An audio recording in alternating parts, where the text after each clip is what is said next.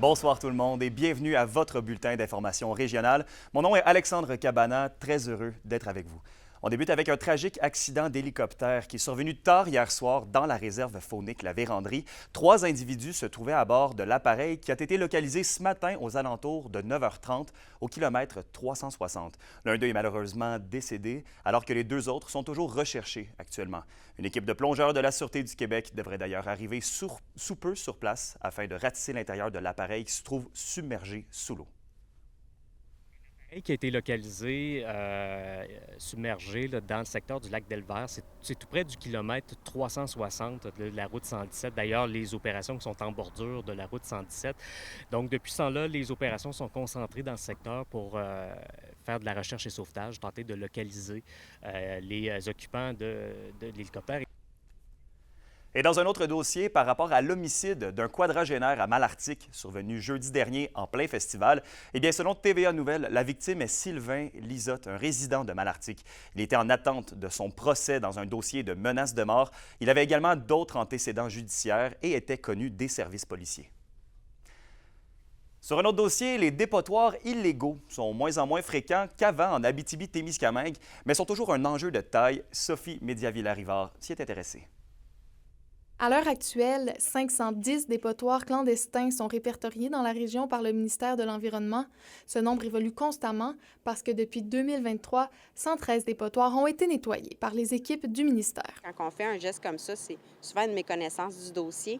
Puis, on ne se cachera pas non plus que la gestion des matières résiduelles, c'est complexe. Le coût de la vie a beaucoup augmenté. Fait que des fois, la crainte de devoir peut-être payer quelque chose, fait que là, ils ne s'informent pas tout le temps. Ça reste qu'en bout de ligne, c'est toutes nous autres qui payent pour ça. Selon l'organisme de bassin versant Abitibi-Jamésie, la problématique augmente lors de la période de chasse. Les dépotoirs illégaux ont des effets néfastes sur l'environnement, en plus d'occasionner de la pollution visuelle. Les animaux qui sont en forêt, il y en a qui peuvent essayer de se nourrir de ce qui est déposé là. Quand il y a de la pluie ou de la neige qui descend là-dessus, les déchets peuvent se promener.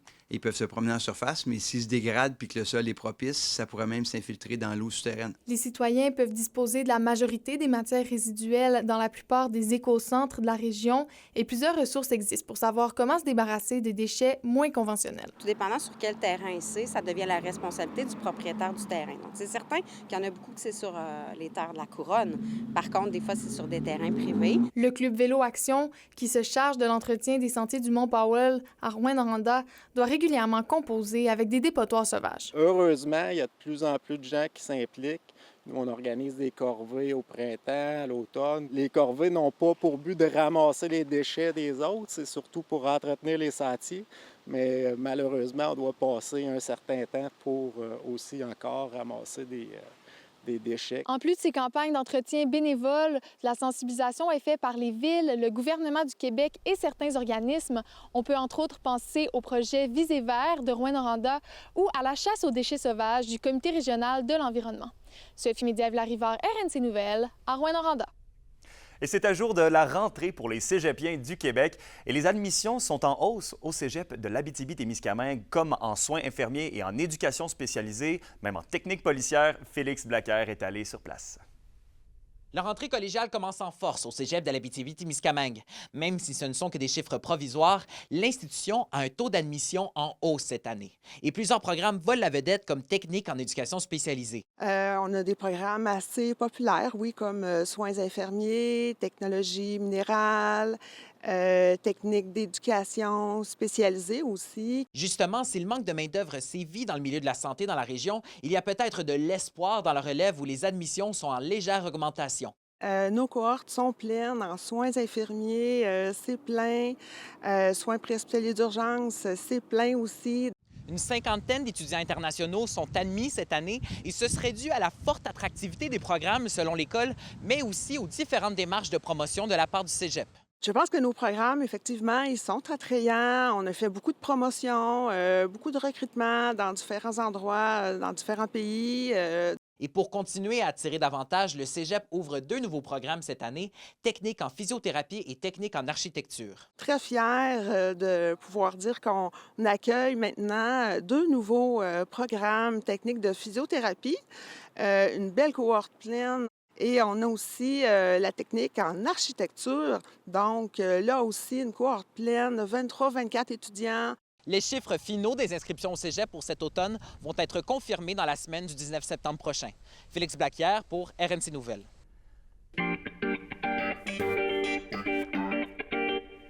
La Wapikoni Mobile a terminé son escale à Kitchissakik. Il s'agit d'une roulotte remplie d'équipements pour créer des projets musicaux et vidéo dans les communautés autochtones.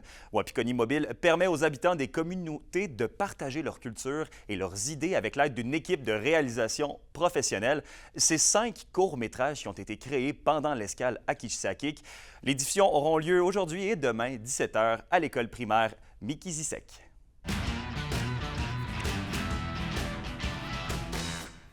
Du côté des Huskies de Rouyn-Noranda, le camp d'entraînement officiel débutait aussi hier avec une partie intra-équipe. 19 joueurs ont été retranchés, mais quelques places restent à être gagnées.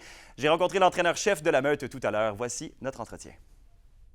En entrevue avec Steve Hartley, entraîneur-chef des Huskies de Rouyn-Noranda. Steve, j'ai entendu dire que l'organisation était surprise de la vitesse des jeunes. Comment tu qualifierais en ce moment ton bassin de jeunes dans ton organisation? Ah, bien, c'est sûr qu'on... Tu sais, la semaine passée, on a été... Moi-même, je rentre, je connais aucun des jeunes espoirs. Normalement, on les a vus dans un camp d'entraînement passé. Agréablement surpris. Il y a beaucoup de jeunes joueurs qui cognent à la porte, non seulement du repêchage de l'an passé, mais des 2 repêchages précédents. Puis je pense que c'est de bon augure pour nous. Tes gars de 20 ans, justement, qui sont là, il y en a une couple qui reviennent, des Verdons, des Véros, tout ça. Est-ce que tu es sans santé d'attaque pour la saison au complet?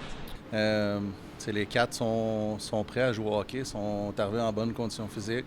Puis pour moi, j'évalue, peu importe les 3 qu'on va choisir, je crois vraiment là, que, surtout à la défensive, qu'on va avoir 3 excellents 20 ans. Puis notre trio va challenger pour être un des meilleurs dans cette ligue-là. Fait que je pense que déjà là, tu as une bonne base. Puis après ça, regarde les Brunel, les Verdon, les Zonon, comment ils se sont présentés ici. Puis tu rajoutes à ça, comme j'ai dit à l'entrée de jeu, tous les jeunes qui poussent, puis les 2 Européens, je pense que on va avoir une équipe qui va être très compétitive. Justement, les 2 Européens, Chunskis, Steiner, tu les as vu jouer un petit peu un défenseur, un attaquant. Y en a-tu un des 2 qui t'a surpris un peu plus que l'autre? Non, les deux, on savait on croyait avoir repêché 2 bons Européens avec les informations qu'on avait prises. En faisant nos recherches, puis pour avoir vu Lars là, au championnat des moins de 18 ans avec la Suisse, pour l'avoir vu, ça fait déjà une semaine et demie qu'ils sont ici. Ils ont patiné avec les recrues le matin sans jouer les matchs intra-équipe. Puis là, depuis l'arrivée des vétérans, ils se sont joints au groupe à 100%. Puis je pense que nos partisans vont apprécier à les connaître, puis à les voir aller sur la patinoire. Puis je pense qu'on a vraiment on a frappé un bon coup là, avec ces 2 Européens-là.